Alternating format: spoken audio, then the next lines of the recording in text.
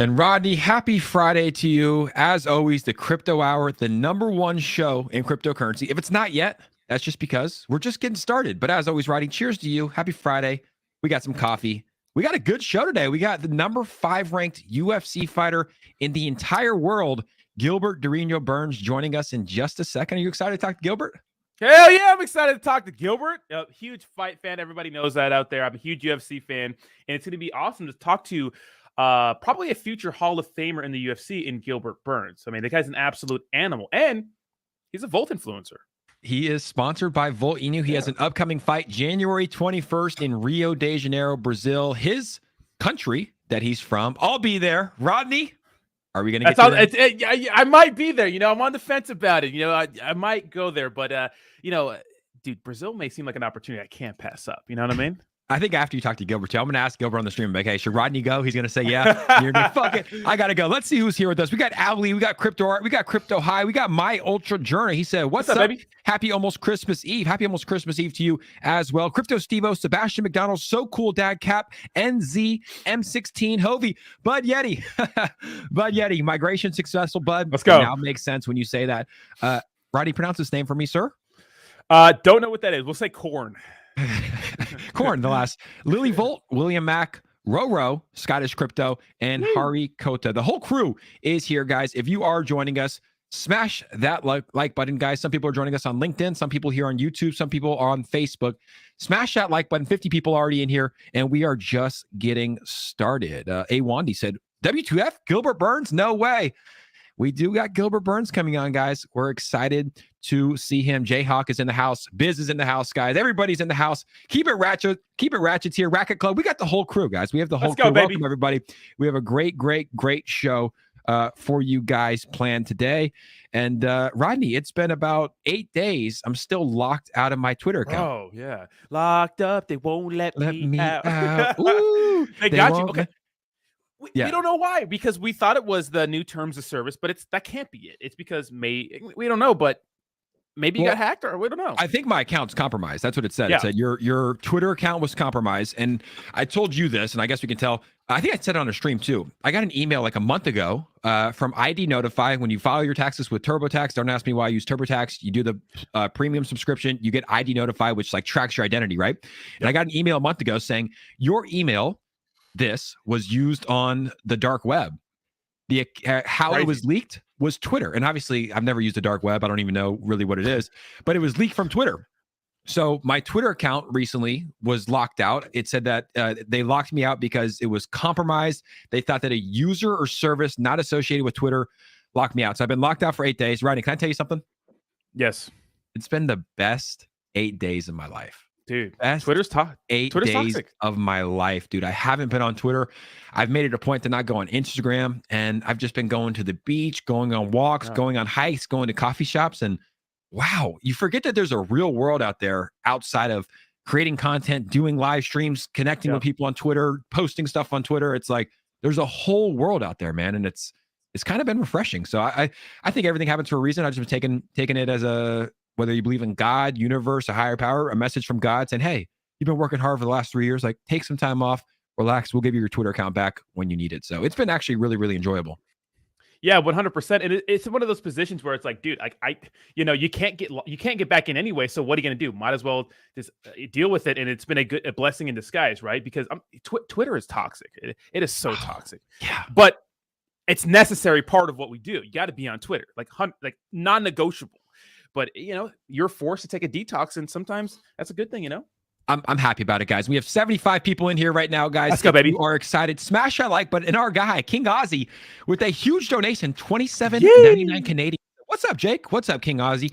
Twitter ain't the same without Voltage, Jake. I know, man. I know it's not. But Rodney, been on high voltage, baby. Rodney, you have been on high voltage. I love your tweets when you wake up. I've been tweeting. Good morning, Volt Army. What's up, Volt Army? Let me see it. I saw you actually tweet something. I can pull it up here in just a second. But you said, Volt Inu is essentially, let me paraphrase for you. Volt Inu is setting the gold standard of how accounts should run their Twitter accounts, or how projects should run their Twitter accounts. You're like, shout out to you guys for engaging with the community. Shout out to you guys for engaging with influencers. You're doing a great job. Talk about that, man. Like what is Volt Inu doing on Twitter that separates it from other crypto projects? Yeah, so here's the issue. Like, it's a bear market. It's boring.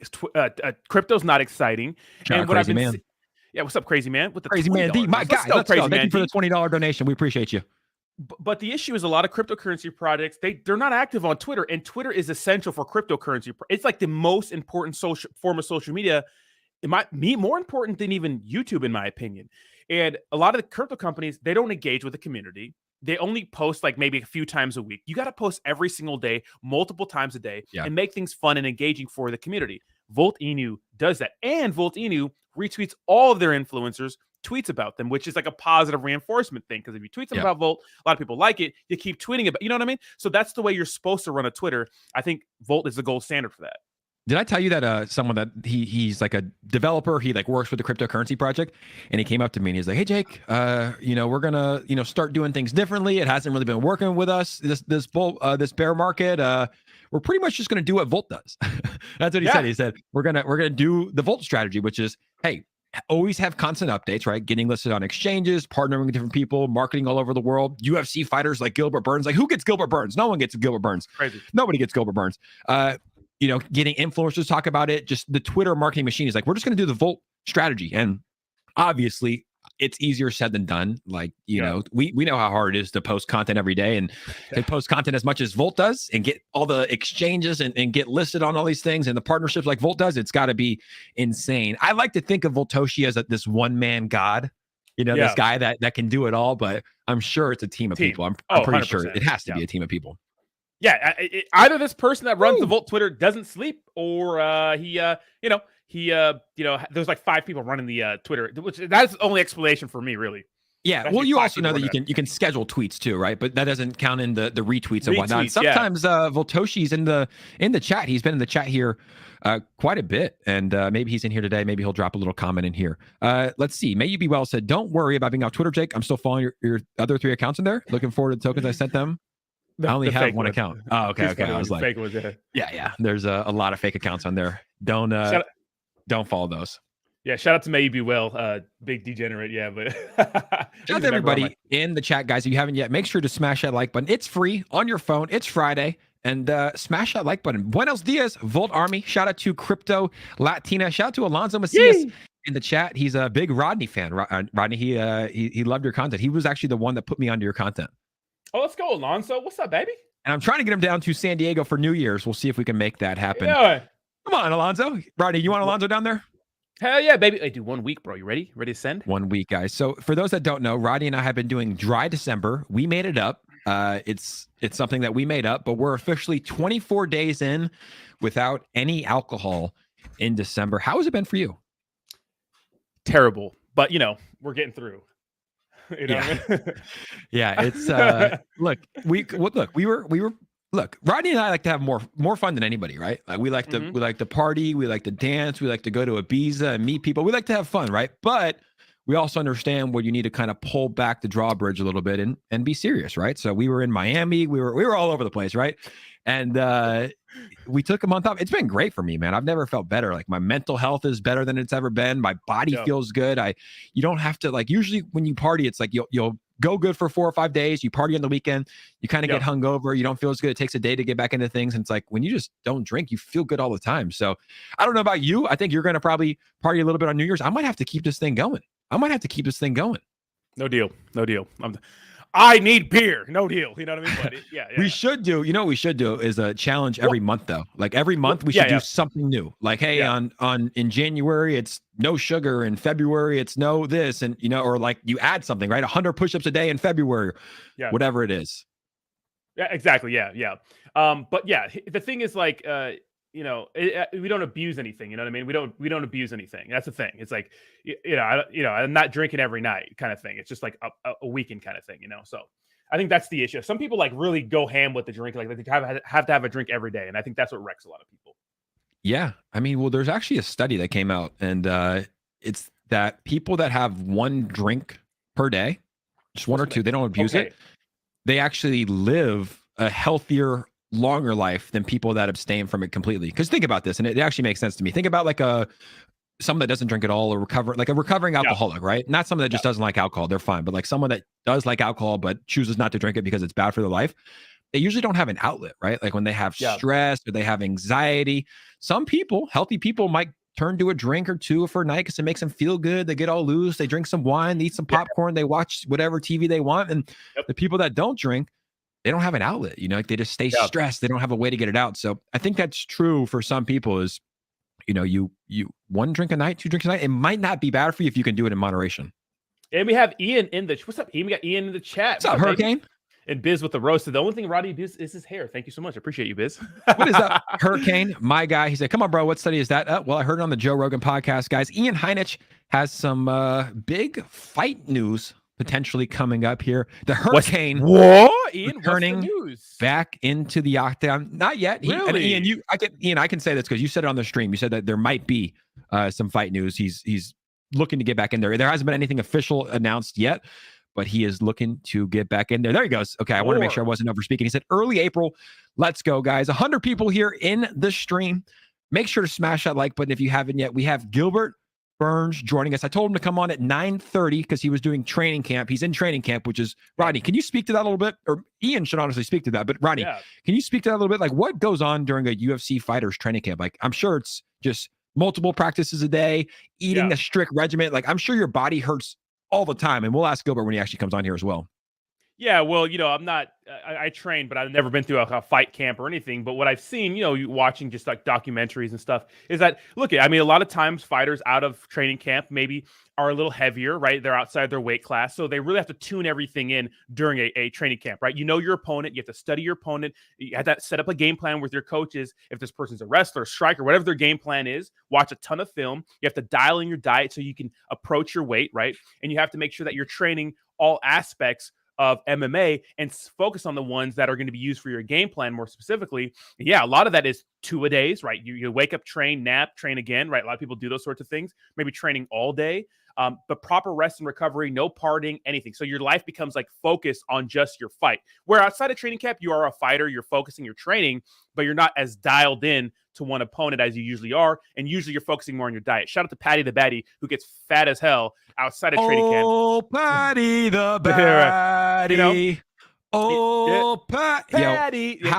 So I made a tweet after that. Robbery. Look, and I talked to like a couple of UFC fighters. I made a tweet and I said, the UFC is rigged. And they said, Jake, the UFC doesn't choose the judges. Like the UFC isn't rigged, but the judges are pretty bad. Now, does some stuff happen behind the scenes? Hey, Sal D'Amato, right? One of the judges. Here's a $500,000. If it's close, let Patty win. If it's close, let Sugar Sean win. If it's close,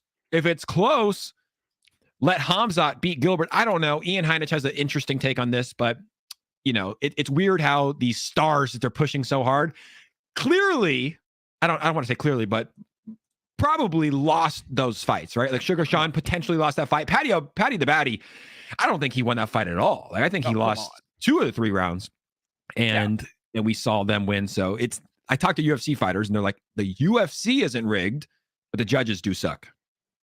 Yeah, it's kind of crazy, and I don't know who's paying them off or what's going on, but the Patty the Batty one was the most crazy. That was a violation. That was like he got beat, and it's fine. He just got beat. Don't put him in there with somebody with better hands and more power. They're going to knock him out. Yeah, money, but come on, man. Come on, make it rain though. How much money does that guy bring in versus? No offense to our guy Jared Gordon, we love Jared Gordon, but it's like it's levels to the name, right? It's like Patty the Batty, him winning. Now he has another big fight. That's another. Well, I mean, it's probably bringing in tens of $20 or $30 million just for the kid. And Ian had an answer right here. He said that 2 to 3 training a day plus diet recovery interviews fully focused on war. Yeah, insane. Let's go, Ian. Let's go. I've been training my ass off too, bro. I'm so fired up just to train again, bro. Boom. And Ian said, yes, I will represent Volt in my next fight. Let's go. We're excited to see that. Let's get into the actual crypto news today. Yep.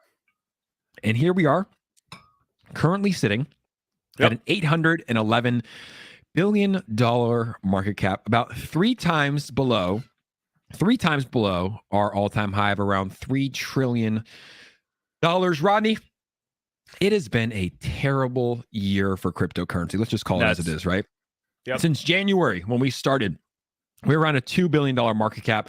People were hinting at a bear market coming. People were saying that it's potentially coming. The bear market was in full effect. We saw Terra Luna go down, which really caused this cataclysmic effect Try to say that 3 times fast. Cataclysmic effect of cryptocurrency. Terra Luna goes down. We saw exposure from other companies like Celsius and Voyager go down, lock withdrawals. Then we saw what happened with FTX and BlockFi and Genesis and Gemini. Sum up this year in a couple sentences for us in cryptocurrency. Sam Bankman-Fried likes large orgies. One sentence right there, baby. Well, it's been crazy, man. I would say that the biggest thing we've taken away from this last year in crypto is if it's too good to be true, it probably is. And that is with these cryptocurrency companies, entities offering insane yields for staking your money or whatever. Another thing we've learned is that your crypto is not your keys, not your crypto. It's like the quote of the year, because so many people got wrecked for leaving their money on exchanges, which, you don't hold the keys to. So that's another sentence. And what's crazy about all this, Jake, is that we cap off the year, right? We end this glorious year for cryptocurrency with the biggest fraud in American history in SBF. Wow. Like, his bail was $250 million. The second closest, Bernie Madoff, only $10 million. No way. I didn't even know that. Holy shit. Crazy. And he posted bail, which, what is that, 10%? 10%, 25 million. I thought he said he only had $100,000 to his name. Oh, wait. This guy probably had hardware wallets all over the world with Bitcoin and crypto. Like, it's... Yeah. Go ahead. I saw a comment in my chat earlier. He said he just threw a ledger at one of the judges or one of the people and said, "Hey, here's 25 million for my bond." 100%. So. That's what I was saying, bro. Like, remember the $500 million hack that happened? It's like the guy was obviously a bad guy, but he's a smart guy. It's like, you think that he had all of his money on FTX and he lost it all with FTX? No, he probably had hundreds of hardware wallets and hundreds of millions of dollars. He probably still has hundreds of millions of dollars to his name, and probably in his parents. Hey, here's the keys. This is how you get the money. Like, guaranteed, that's exactly what's happening here. Not guaranteed, but yeah, I mean, that was honestly crazy. And I think there's a lot of learning lessons. I think it's good to talk about that as we recap this year, right? It's like, you learned how to protect your crypto. If you haven't yet, me and Rodney can both say, get a hardware wallet, whether it's a Trezor, a Ledger, or a SafePal, to keep your cryptocurrency safe. Not your keys, not your crypto. Shout out to Richard Hart for teaching B-Roots that. B-Roots. And it's just been a wild year. But here's the thing. Everybody that is here with us today will win in cryptocurrency in the long run. It's been tough. Like, I remember doing these streams, Rodney, back in November of 2021, when everybody and their mother was talking about SHIB and everything's going to 100,000. There was like thousands of people in these streams, right? Yeah. But all those people leave. They've left crypto. You see it every cycle, right? Yep. I remember in 2017 when I was investing, it's like there was so much attention. Everybody was in. The market goes down. Everybody leaves. You forget about it, right? You sell your crypto at a loss. I'm done with crypto. I'm never coming back. And then when everything starts to pump, everybody comes back in. So this is a shout out to everybody that's in this stream today that's investing in crypto, whether it's $10 or $100 or 100,000, like Biz. Shout out to you guys, because you will win in the long run. Yeah, 100%. And the beauty and there's beauty in this, right? There's beauty in this. And then I had friends and family like, "Are you okay? Is everything good?" Like, crypto's like, in my head, I'm like, this is a golden opportunity to build right now and establish yourself in this world, whether you're investing or an influencer. And then when the momentum starts to kick back into crypto, and the momentum will kick back into crypto, when the next Bitcoin halving is in the mid 2024, when the markets start to pump again, I mean, all the people that have been dollar cost averaging will be rewarded. Now, just because you're buying a cryptocurrency right now does not mean it's going to pump during the bull run. In fact, most projects probably won't. The top 10, top 20s of this last bull run may not be the same top 10, top 20 cryptocurrency projects, but some are going to create those 100x, 1000x gain. We're going to get those crazy altcoin gains in the future. Bitcoin will pump again. Yeah. Ethereum will pump again. So build and bear. When the excitement is gone, bask in the bull market, right?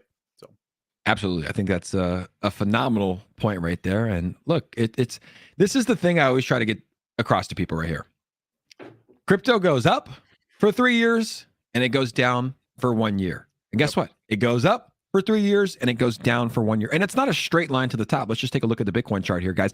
We've got 90 people in here, 51 likes. If you guys are enjoying the show and ready for Gilbert Burns to join us, make sure to smash that like button, or as Rodney likes to say, clickety-clack that like button, baby. Push us up in the old algorithm. Let's go. There you go. Old algorithm. It's probably kind of new, but we love it. So anyways, here's what we're saying, right? 3 years. So 2017, we went up, right? For 3 years. It was a slow rise up. 2018, we went down for a year. It was a year. But watch, when we hit the bottom This is the bottom, 2018, right? $3,000. You start to slowly climb your way back up. So the bull run actually started here when you hit the bottom in 2018. So we had our high in 2017. We went up for 3 years. The low in 2018, December 2018, the low of 3,000. And then we start going up. It just takes time to go up. Obviously, 2020, you couldn't predict that crypto, the COVID pandemic, which actually helped the cryptocurrency market because what did our government do? They turned on those money printers, baby. That's right, baby. Turned on the money printers, and then we went up for 3 years. And now we hit our all-time high in 2021, which was exactly 3 years from our low, right? Exactly 3 years. And we went down for a year. Now, look, there was a lot of major factors here that are causing us to go down. And a lot of people expected we could go down more because we saw major exchanges, the number 2 exchange in the world go down. You know, we saw so many things happen, but we will go back up and it will be a 3-year cycle like we usually see, I predict. And it'll be slow, right? It's not going to go straight up to 150,000, Rodney, a Bitcoin, but it's like we will start to go back up. We will start to see more people come in. I think the major thing that we need to see here for cryptocurrency is some institutions coming in, right? Like we saw that with Michael Saylor and MicroStrategies. We saw that with major institutions buying Bitcoin. We saw countries start to accept Bitcoin. I think that's when we start to see the bull run actually take off and go parabolic, is when companies start to accept Bitcoin. More countries start to accept Bitcoin. Major institutions and big names start to accept cryptocurrency and Bitcoin. I think that's when we start to go parabolic again. Yeah, 100%. And there's some things that line up perfectly with the timing of the next halving is us possibly getting inflation under control in mid 2024, because it takes 2 years, roughly after peak inflation to get inflation back under control, which we think is going to, it peaked in June. So the Bitcoin halving and inflation maybe going back down to 2%, it's going to all line up in mid 2024. The issue is, and what I've noticed, Jake, is that's when the campaigning is going to start. It's next year, right? For the next the president in 2024. Well, the Federal Reserve, in order to get inflation under control, they have to slow down the economy. Well, if they slow down the economy, things are going to get bad, and it's going to make the current party look bad, and they're not going to get reelected. So I wonder if they're going to tell the Federal Reserve to maybe pause on some of the ruining the economy in order to get the inflation under control, because getting inflation under control is top priority. I wonder if they'll be like, hey, man, maybe not do their job effectively because this current party doesn't want to look bad and get reelected. I don't know. There's a lot at play here, but I think mid 2024 is when we're going to see some positive gains in the cryptocurrency market. I agree. And let's ask the chat. We have a DeFi guy saying bull run 2023, 2024, 2024 to 2025. That's when Bitcoin will hit 64,000. Let us know in the chat, guys. What do you guys think? When do you think the next bull run will be? I think that we're going to start our bull run in 2023, but we won't see an all-time high until probably 2024, 2025-ish, if you just follow the traditional cycles. Let us know in the chat, guys. We're going to put the best comments up here. And make sure to hit that like button, guys. We got Gilbert Burns joining us in about 7 minutes. Number 5 ranked UFC fighter in the world, ahead of his upcoming UFC 283 fight. He's a sponsored Volt fighter. We're excited to have him on the show. Roddy, speaking of elections, did you get your Trump NFT cards? Did you buy your Trump NFT cards? I wish I did. Those things were flying off the freaking OpenSea. First of all, they were on the Polygon network, which is great, so no fees. But dude, those things had 700% gains in like 24 hours. I wish here's the thing, Jake. Here's the thing: if Trump gets reelected, which we don't know what's going to happen, if you own those NFTs, right? Say this: if Trump gets reelected, the halving happens around that time. And inflation under control, all in 2024, those NFTs are going to be so valuable. I bet. If he gets I think a lot is riding on whether he gets reelected or not. But what an interesting way for people to make money. I mean, I bet those people are really banking on him getting reelected. I think there's potential for this thing to be worth a lot. I faded these so hard. They came out and I was like, well, I thought they were fake too. Because like, dude, have you seen the video? Yeah. Have you seen let's just play this real quick. The video's so hilarious. Bad. Yeah, play. I thought it was fake. I thought it was a deep fake when it first came out. Too. And everybody in the chat, let me know if you guys bought these. I know Ian Heinich bought some. I think B Roots bought 45, which means he gets a dinner with President Trump, which is fucking insane. And yeah, the NFTs are pumping. But this video, I mean, I thought it was a deep fake. This thing is hilarious.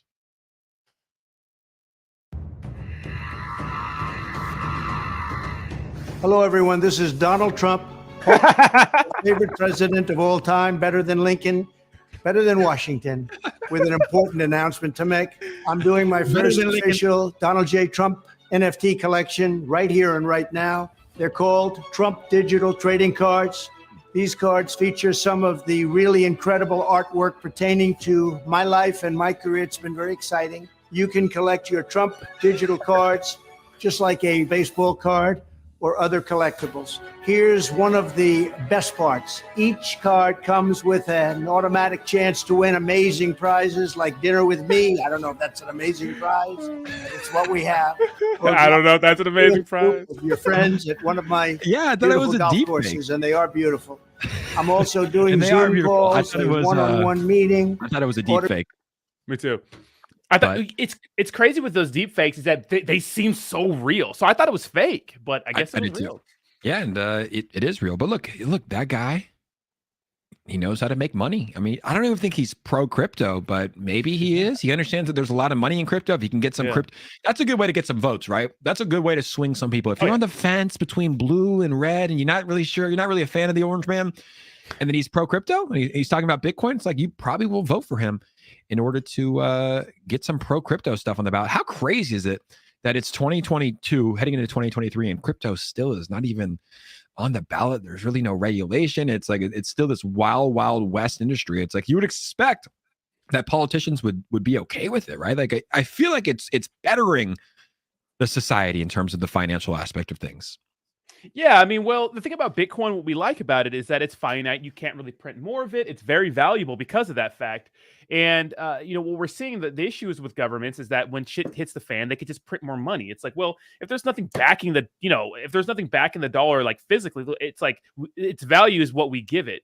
And Trump doesn't like anything that competes with the dollar. He didn't directly say he didn't like crypto, or he said he wasn't a fan. But his point is, I don't like anything that competes with the dollar because he's like, hoorah, American guy. But, but here's the thing. People that like crypto come from that same government control. I know that DeSantis in Florida was really big on being pro crypto, and he's a Republican. So that kind of idealism is part of maybe more conservative values. Maybe. Exactly. It's like he is a pro dollar guy. He has a lot of dollars, but he's also old, right? He's 70 something. It's like there's people that are 70 that are able to wrap their head around cryptocurrency and the technology. But it's like if I was 70 and all my money was in cash, cold hard cash, and these people are coming out with this digital currency, I'd be like, no, like let's keep it in cash, right? And he's a powerful person, so if you can talk about cash, it's and money in the dollar, it keeps the strength of the dollar. But I would imagine that Donald Trump has some Bitcoin right now. What do you think? Do you think yes or no? I don't know. I would say he has to have people investing something into it. Maybe a 0.5% of his portfolio or something like that. Maybe, I don't know. But I can't imagine. I mean, does he need? He's balling out of control. But I can't imagine he doesn't have anything in crypto. Maybe he does. Maybe I actually don't know. I don't know. I just thought it was funny. Like that's why I thought it was a deep fake. I was like, the guy's just so out of control. He starts his video by, "I hope I'm your favorite president, better than Lincoln, better than Washington." It's insane. You gotta love the energy. And how crazy for a 70-year-old man to be like that energetic. That is crazy. He doesn't even look that healthy, to be honest. But I don't know. That guy is in great spirits. He seems cognitively there. And it's crazy to see a 7-year-old man just fucking that. A lot of McDonald's, a lot of Adderall, a lot of everything else that he's got going on. Guys, we are at that 9:30, and we got Gilbert Burns in the waiting room. If you guys are ready for Gilbert Burns to join us on the stream, guys, make sure to smash that like button. 125 people in here, guys. 66 likes. Let's get up to 85 likes, and we'll get Gilbert on the stream right now. Number 5 ranked UFC fighter in the entire world in the welterweight division.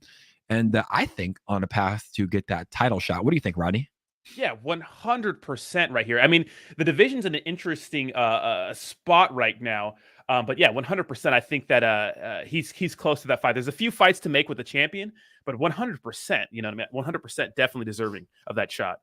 Yep, great guy. And he's fighting in Brazil, representing UFC 283, Rio de Janeiro, Brazil. Let's bring him in.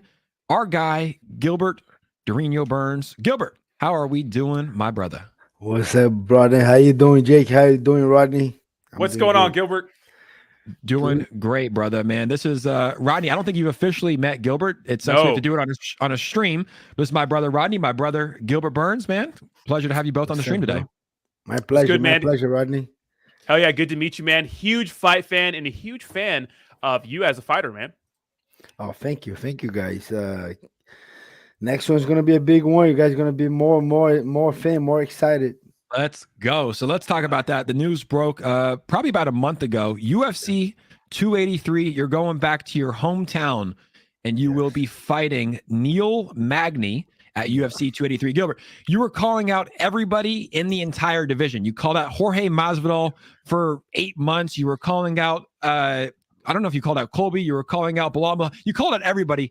No one wanted to fight you. So how did this fight get booked with Neil Magny? I know that you wanted Jorge Masvidal. He said he wanted you. How did you end up taking the fight with, or how did Neil end up accepting the fight with you?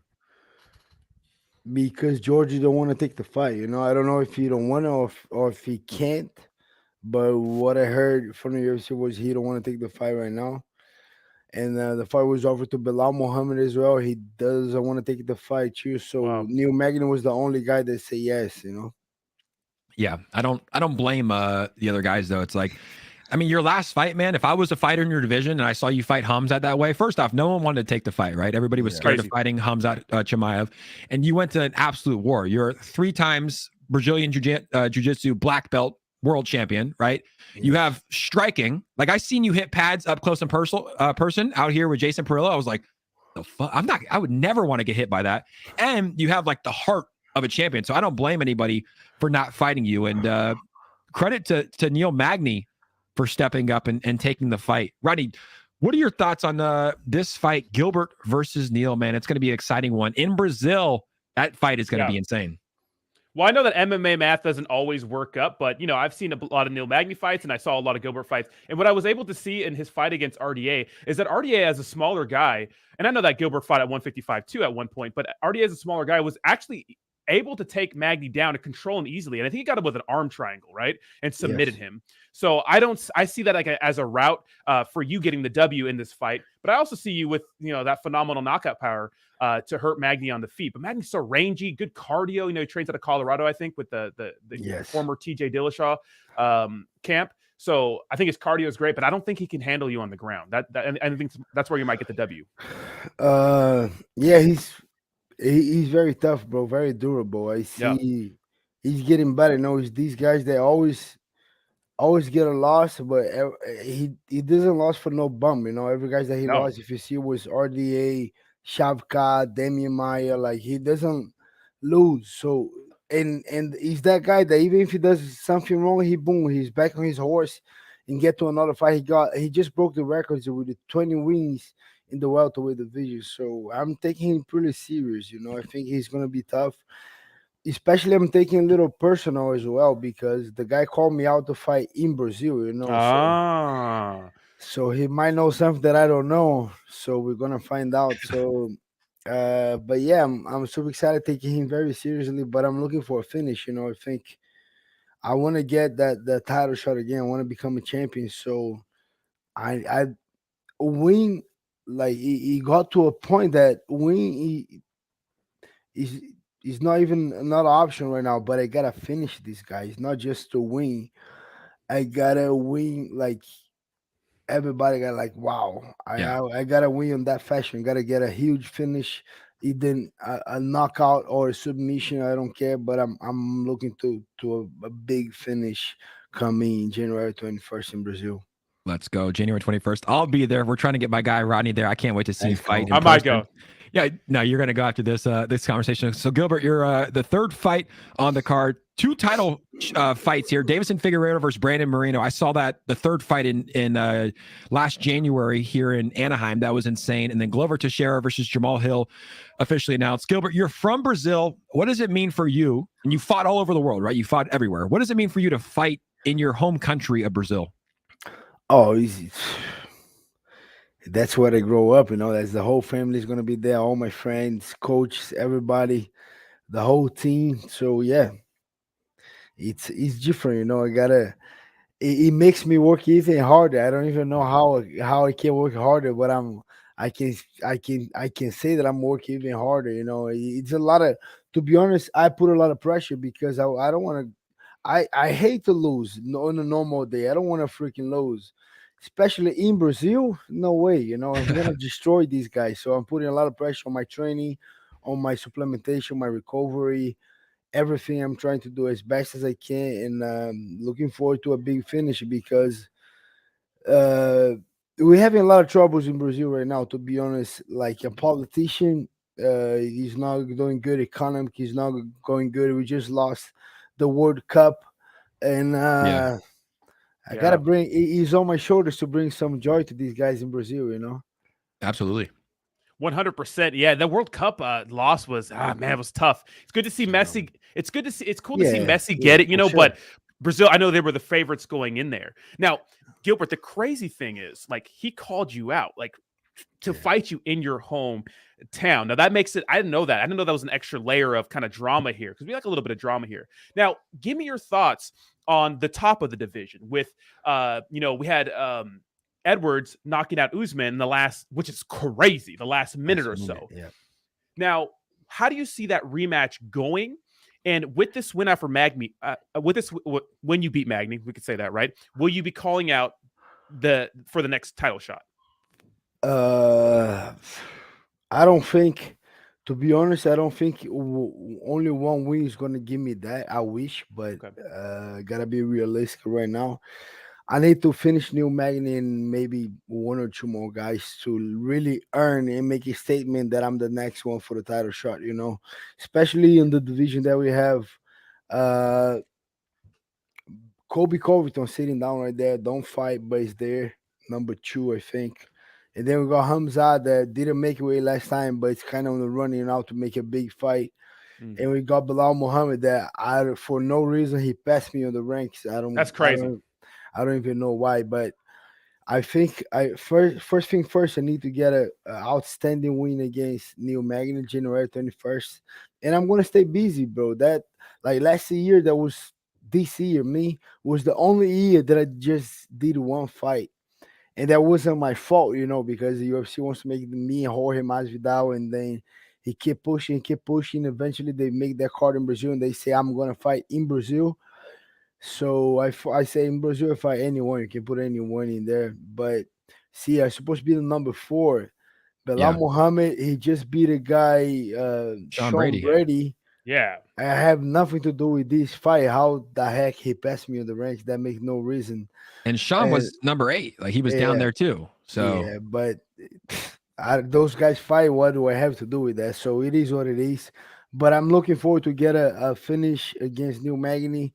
And I think 2023 is going to be a busy year. I want to stay busy. I want to get if everything goes good and get no injury, get a perfect win, I'm going to get another fight super quick. Yeah. And that's how I see my path to another title shot. I see 2 to 3 devastating finishes. So let's go. I earn, no one can say nothing. Oh, maybe, oh no, I want to earn that title shot. So I want 3 destroying 3 guys and earn that title shot. Absolutely. I think that's the right mentality too. You're not just saying, hey, let me get one win and I get that title shot. But are we going to see a post-Mike interview like your fellow Brazilian Mocado? If anybody didn't see that, he got on the mic. He's like, Joe Rogan! He's ready, yeah. Dude, that was so funny, right? It was I think he won a best post-Mike interview. They did the MMA awards last night. Let's go through some of these, Gilbert, that we saw last night. The men's fighter of the year. This dude, Gilbert, is absolutely scary. He's frightening for me. What was your take on his win against Izzy in the 5th round? Come back and knock him out for the second time. He's a monster, bro. I even like Izzy a lot. I'm a fan of Izzy as well. I'm not hating on Izzy. And I thought Izzy was going to win because Izzy did what he did on the first round. He was winning the fight. And then Glover came and gave that freaking speech to the last round. And that guy just, something turned it on with this guy. And he became a freaking monster and was Terminator. And then he finished the fight. And wow. And I saw that guy. So I was in the December 10th, I was in Vegas for the monster event and for the fights. And that guy was there. And he stepped on the scale in front of me. He was just like 228 pounds. And what does he fight at? 185. Wow. 185. So he cuts 40 pounds to get down to 185 to fight. And he was lean at 228. That guy's a monster, bro. That's insane. Yeah, that's crazy. rock solid. And we saw him fight Izzy. This is his third fight with Izzy, right? And he knocked him out, of course, 2 times now. And even in that second fight, it seemed like Izzy was winning until he isn't. And that's why the fights go for 5 rounds, you know? And it's crazy to see him carry that power to the 5th round and finish Izzy like that. Now, that's arguably in the question for comeback of the year, right? Is it the Alex Pereira fight, or was it the Leon Edwards one? I think the Leon Edwards one was a little crazy. In your opinion, what was the crazier comeback? I think it was the Leon Edwards because of the finish, you know. Yeah. I was there. I was there in Salt Lake, and then I had a red-eye flight back from Florida, and get Joe fucking Joe. Fucking Joe, bro. So I was there, and the guy Ozzy, my guy Ozzy from the UFC was, hey, whenever the fight is over, you gotta go, otherwise you're gonna miss your flight. And then my bag was in the UFC, everything was set, was ready. And then like 2 minutes, he say, oh, you ready? You wanna go now? And I say, oh yeah, Usman's gonna win. I can go now. Wow. He said, no, I'll give you a minute, don't worry. And then I was looking and head kicky. And I was just like, wow. So I think that was the comeback for sure. We got other crazy fights. That was a comeback too. I think that guy Matt Chanel, you know, this fight. Against the Korean guy. That fight was crazy. Yeah, that was insane. So many good fights. And just the moment, right? Like John Anik with the call, you know, saying he's cut from a different cloth, and then the headshot comes. Kamaru was winning, you know, arguably 3 of the 4 rounds, right? Like dominating the fight. It looks like he was cruising to the title shot, and then just headshot, bang, right? Like just the post-fight speech. Insane, man. What are your thoughts on Leon Edwards, man, as a fighter, as a person? I mean, he seems like a pretty likable guy. Like I like Leon. He seems like a cool guy. He's a cool guy. I never interact with him personally, but seems like a real guy. Great fighter, bro. Very technical, stand up, good elbows, good kicks, good knees, straight punches, and he can grapple too. You saw he take Kamaru down the first round, control him the first all round, almost got a finish. That guy's solid. I think Leon Edwards is for real, very tough guy. In your opinion, how do you see that rematch going? Because the storyline was, the elevation may have affected Leon. How do you see that rematch going? I think the elevation did affect Leon. Yeah. I do think. I don't know. I think it's going to be super close. I think it's going to be very. I don't know. I think maybe a little edgy for Leon. And I would just hear a lot of things that Kamaru's not ready, that they want to do Masvidal. I don't know if that's true. Yeah, but we don't know if it's true. No one confirmed, man. Stephen Thompson broke it, so it's like I don't know if it's that true. Stephen Thompson broke. He's like, and he's so nice. He's like, sorry guys, I didn't mean to do that. I didn't mean to start that drama. But we don't know if Kamaru's gonna do or not. But I think it's gonna be a super close fight, bro. If the guy he changed, you know, everyone got to one. It's a 1-1. Kamaru beat him the first time. He beat Kamaru, but beat with a knockout. That's different, you know. That shit was that shit was crazy. Gilbert, you've knocked people out in your career, and you know, a lot of people say that it changes people, right? Like Kamaru, I don't think has ever been knocked out. When you go to sleep like that, people say maybe it has like a chemical reaction in your brain where your chin becomes weaker. You know, your brain, when now you take more hits and it's just like, hey, it shuts off. Like, do you think that's true? Do you think that this will have a huge effect on Kamaru? Like, you're going in and fighting someone that just put your lights out. Like, is that a mental effect that it could have on him, or is Kamaru just so mentally tough that it might not matter? I don't know. It can't happen. It cannot. You know, we gotta. That's why. That's the beauty of the sport. Now we gotta find out. We gotta see it. We gotta watch that one. But it can't happen. You know, a couple guys never got knocked out. Got knocked out once. The chin's gone. You know, crazy. But couple other guys, they get knocked out, they came back and they go to a war, nothing happens, you know. So we'll see, because if you see a lot of fights like Easy is a good example. He got knocked out and then he left with oxygen mask the second knockout against Pereira. But that fight was a TKO. He wasn't for sure, he was hurt, but he wasn't out. That war that he had with Kelvin Gastelum, too, that was another crazy one. Yeah. Remember, he wasn't out. He was hurt a couple times. So you have both ways. Couple guys get with no chin, but couple guys come back stronger. So we got to see how Kamar's going to come back. Yeah, 100%. And that's an interesting storyline right there. I hope they get the rematch. I don't think Masvidal. I know there's a little bit of the 2-piece chicken. What do they call it? The 3-piece in a chicken, soda. 3-piece in a soda, right? Funny. I guess I like that little storyline, but I'm not sure if Jorge Masvidal is deserving of it. Come on now. Yeah, But come on. let's talk about your fight versus Chiamet, because when I saw the odds come out and I'm watching all the MMA commentary, I'm like, okay, wait. Well, first of all, do you guys not know who Gilbert Burns is? Like, everyone is counting you out. And in my opinion, it's the fight of the year. Walk us through that fight, and how did you kind of deal with all the publicity around that fight? Because yes, you lost the fight, but a lot of people scored that fight for you. So how did you deal with all that stuff leading up to it? Because obviously the UFC wants to push him, right? How did you deal with that? And tell me how he was as an opponent. To be honest, leading up, I don't give a shit what people say. Like right now, leading up to New Magna, everyone thinks it's gonna be an easy fight. I'm gonna kill this guy first round. I don't see that way. So I see a guy very long, very, very durable, and I'm just gotta be ready, And to the Shimaev fight, I knew that guy not gonna grapple me. Like I knew he had a lot of power in his hands. He was able to knock me down the first round, but that's it. Nothing more. It was a very close fight. It's very hard to score, to be honest. Those judges been messing up so much. Oh my God. That's hard to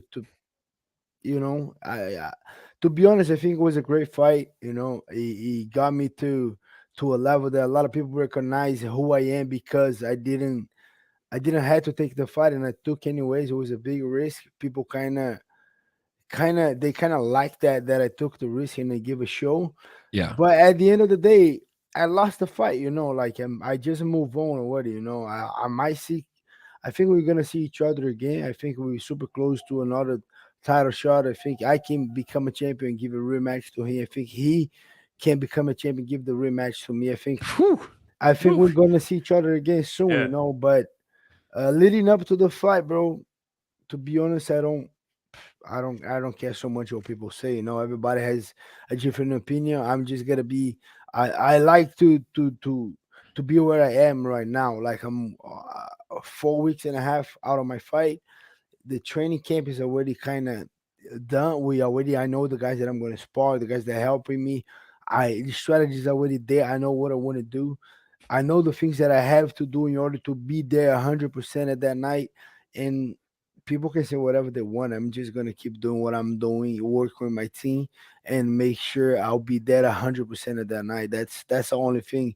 It's that cliche that, it's the only thing that I can control. But for real, what people say I cannot control, they can't say, it's going to be easy, it's going to be hard. The odds maker, who the fuck know who those odds makers are?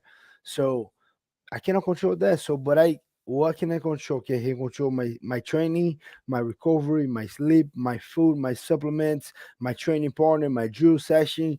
That's all the things that I put my energy on. Yeah, that's what you have to do. My when I was playing college baseball, my coach used to say, just control the controllables, right? You can't control the umpire, you can't control what's going to happen if someone makes an error behind you. Like, control the controllables, which is like your mindset, how you go in there, and what you take care of on a daily basis. We were talking about training camp earlier. What's your training camp like? Can you walk us through what a typical day in Gilbert Burns training camp is like?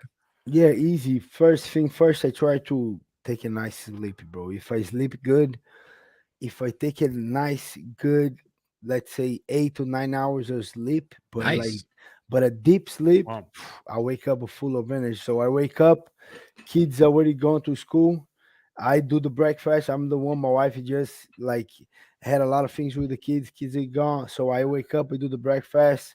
My things are kind of all set up. I like to let my things all kind of prepare a night before, so I already get all my supplements. First thing first, I go to the bathroom, then I got my water. I gotta drink water before I drink that coffee. That's Yeah. Yes, sir. that's what I do. I got my water, then I do right now easy breakfast. I just got 2 eggs. I got a avocado toast. I love it. Couple berries. I like the matcha tea in the morning. Yes. And I go to the session. So I like to get there early, make sure I warm up good. I stretch, especially on Monday, right? Starting the week, I cannot pull something, get something too sore before training. So Monday, I get there very early. I make sure stretch. I do a lot of mobility. I warm myself good, and then I do like 20 to 30 minutes hard pad session. Strategy one, we're hearing a lot of punch that I think I'm gonna use on the fight. So we do that hard for 20, 30 minutes. Then I jump with on the group class with the wrestling.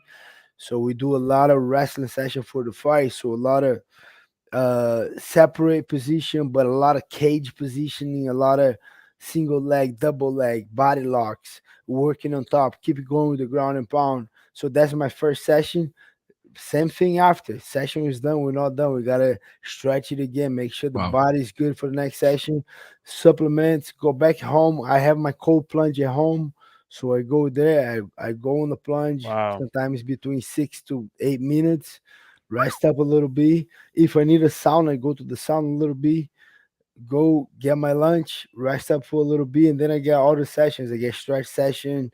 Tuesday, Thursday, I have my psychology of the sport that I do the sessions that we write down. We study a lot of things. Nice. Then I go to my technical session at night. Sometimes it's stand up, sometimes it's jiu-jitsu or wrestling, and we go over a lot of drills that we're doing specific for this fight. Like you said, uh Dos Anjos took him down at the beginning, so we kind of taking a little look in Dos Anjos fight, trying a couple takedowns, working. He might got better on this, on that. It might be a little harder. Let's try single. Let's do a couple variations, and we get those variations and working on a couple finishes. So every day, Monday I'm doing strike, Tuesday night. Okay, Tuesday all my night training, Monday striking, Tuesday wrestling, Wednesday do striking again. I do strength conditioning 2 days, and my morning session is always with the group and always in the Kill Cliff FC. So I have Monday, Wednesday, Friday. I have the hearing like 30 minutes before the session, doing a lot of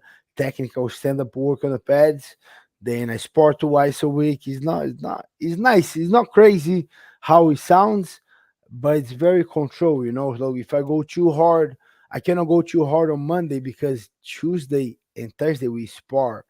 So I gotta go on a good level, like intensity good, not crazy, but good on Monday because Tuesday we're going hard, Thursday we're going hard, and tomorrow I have the circuit. I think you did the circuit a little bit, Jake, with Yeah. Ian, right? Yeah. Yeah. Tomorrow I'm gonna have a crazy circuit at IAGP, 5 minute rounds, mimicking the fight, everything that I'm gonna do, a couple kicks, a lot of push-ups, a lot of squats, a lot of like squeezing. Not easy. Good That stuff was crazy. Like Right. Ian's like, yeah, let's go do this workout. Bro, they had me pushing JP's Chevy Tahoe around the parking lot. I was pushing a car. I'm like, what is this, bro? Like, come on. So it was nuts. I'm actually gonna pull up your video of you working out with him after Rodney asked us as well. Yeah, so a lot of people don't understand that fighting, in my opinion, is probably the hardest sport because I train myself and I'm just coming back off of an injury, and I see like a lot of fighters, aspiring fighters, younger guys that like you have to dedicate your life to this, and in the beginning, it's not very rewarding, and the entry pay for like even in the UFC, your first fight to show to win is pennies. And when you add in a family, a wife, kids, and all that stuff on top of that, that can really get out of control. So how do you manage that? And off of that, what do you think about fighter pay? Do you have an opinion on that? I know that's kind of a weird topic, but what is your opinion on fighter pay? Because a lot of people do complain about it. Dana White says one thing, other people say another thing. And how do you manage pretty much all the stresses that go on top of your training camp? So when I moved here, I had my wife with me. I was already married. I had one of my kids already, then the other one born here. But my wife, on the beginning, she kind of always helped me with the money. She was this, let's say, she was the smart one with the money. She was always saving, always trying to, okay, we gotta save it there. We gotta kind of taking care. And okay, we can use these, but this one we gotta save. So she was the one helping, especially on the beginning, because, like you said, the beginning is even harder. But then I think because I came out of jiu-jitsu, I had a kind of a good name already being a jiu-jitsu world champion, transition to MMA. I was not crazy knowing, but today's social media is way bigger. But it's just like that guy Bo Nico.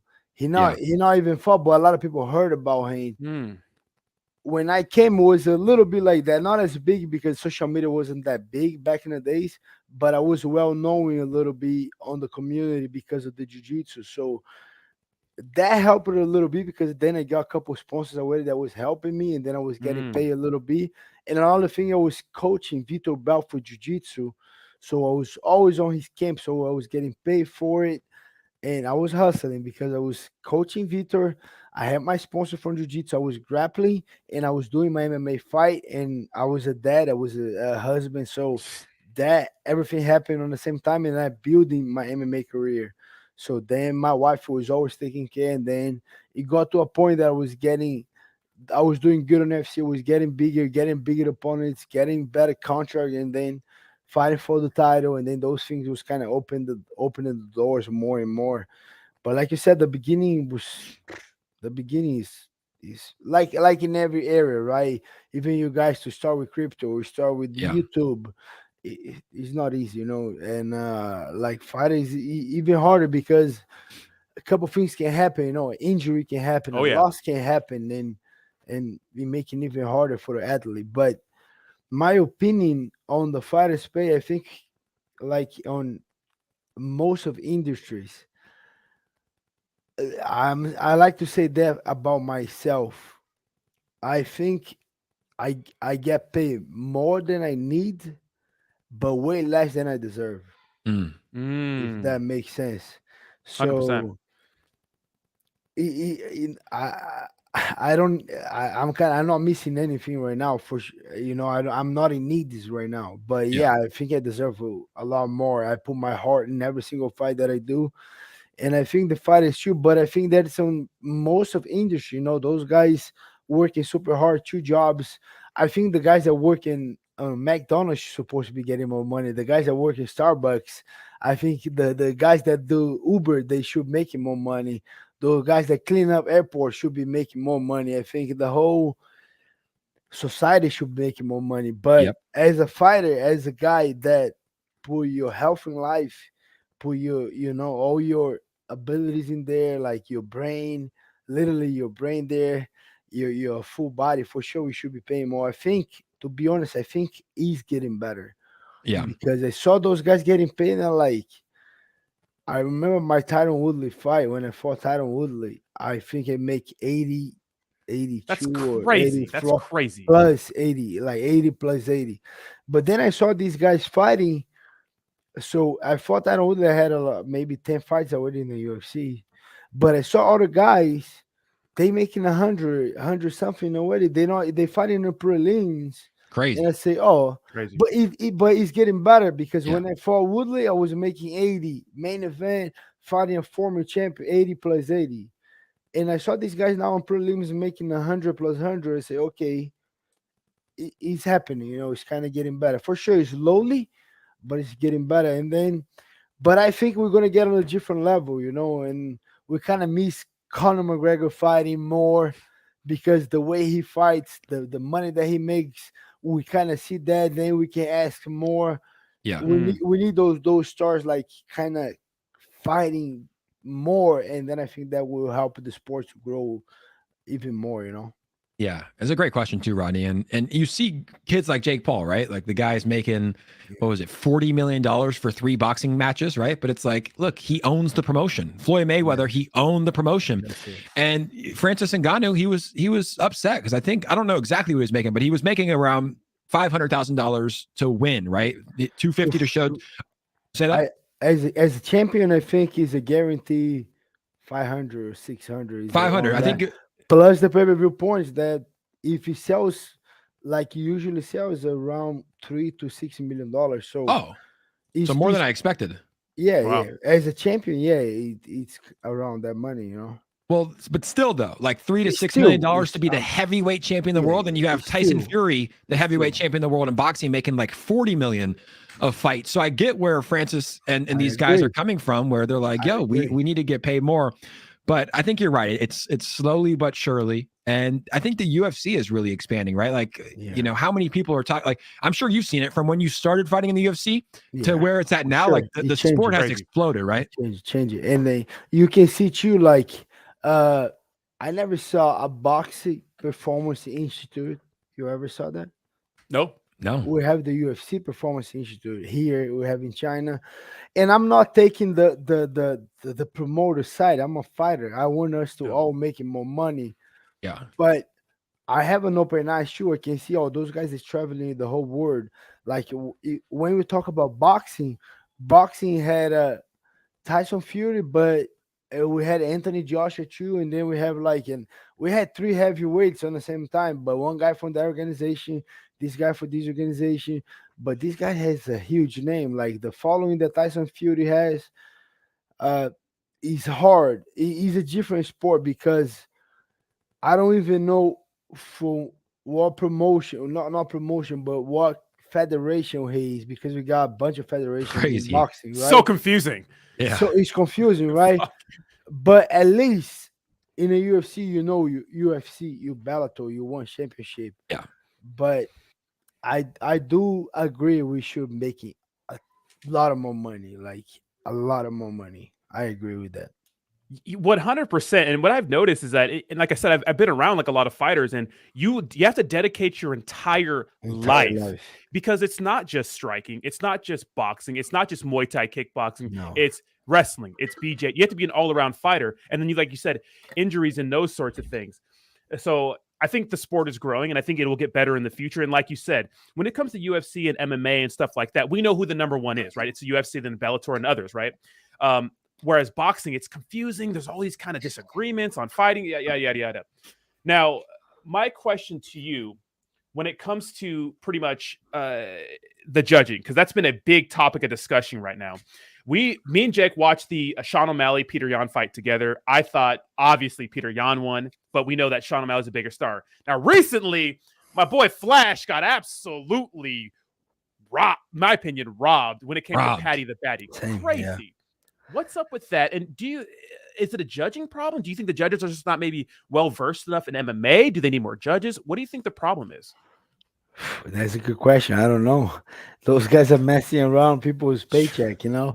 The only good thing is with the UFC, like I do believe my fight with Hamza was super close. Very hard to say a robbery, right? That fight 100%. Was close. It could go either way. But at least what happened was I have a win bonus, and UFC pay me the win bonus, So nice. On the paper I lost, but I got my win money. So it does. I think Jared. I'm almost sure they give a win bonus to Jared as well. Okay. I'm not sure if they did that for Peter Yan. I think they did. I'm not sure, but to be honest, my fight I don't think was as a robbery as those two was. Like Sean O'Malley, and to be honest, I want Sean O'Malley to win that fight. Me too. I was having a little bet. I don't bet, but I was kind of betting with my brother. We went to his gym to watch, and then I want O'Malley to win. He said, "No, I want Peter Yan." We kind of bet on push-ups, and it would be like 30 push-ups. But then I thought, shit, I gotta do 30. But then when they give to O'Malley, I was so happy because he paid the push-ups. But I think it was clear win for Peter Yan on that fight. But yeah, I don't know, bro. I don't know what your answer will be. I don't know if open score will help. Maybe not. I don't know. But the thing is, the commission, that's the thing. The UFC doesn't control the commission. Sometimes they have a good relationship with the commission, but sometimes the commission sucks, bro. Like we had the commission in New York. Every time that I still want to fight in the Madison Square Garden. I never fought there. I want to fight there, but the commission there sucks, bro. The whole commission in New York, bro. They ask for a bunch of tests. The day of the weigh-ins, they want you to do a kind of physical test on the weigh-ins. You just make the weight. They make you do like jumping jacks, push-ups, squats. The day of the weigh-ins, you just make the weight. So I don't like that commission, but the commission is not in control. The commission are in control of the judging and kind of protecting the athletes and I don't know what the answer will be, but we should be more MMA guys in control. We should get those. It's hard too because I don't think they pay good to be in the commission, but those guys that just retired from the sport, if they were kind of taking over the commission, I think it would be good. But I don't know how much money they make. I don't know if it would be a good job for these guys, but we need more MMA guys kind of taking over the commission. Agreed. Yeah, because Agreed. it's been crazy. And I put out a tweet too, and I was like, the UFC is rigged, and a lot of people hit me up. UFC fighters are like, hey, it's not the UFC. It's like the UFC doesn't pick the judges, right? It's the commission. So I think it's a judging problem. It's not a UFC problem. Now we're at that hour mark. We're gonna wrap it up here. A lot of the Volt Army is in the chat. Let's go, baby. You can see them all in here. Nice. That's Volt. the token that brought all three of us together. All three of us are partnered with Volt Inu. Volt Inu, a top project in the DeFi space. Gilbert, you first made your announcement with Volt Inu. I think it was back in June or July of last year, right? You've been partnered with Volt for 6 months. What's been your thoughts on the Volt Army and how strong the community is? No, the community is crazy, bro. I remember whenever we did that first live, Crazy. I just got maybe 1,000 followers just from the Volt. Whenever we were doing it, you're like, wow.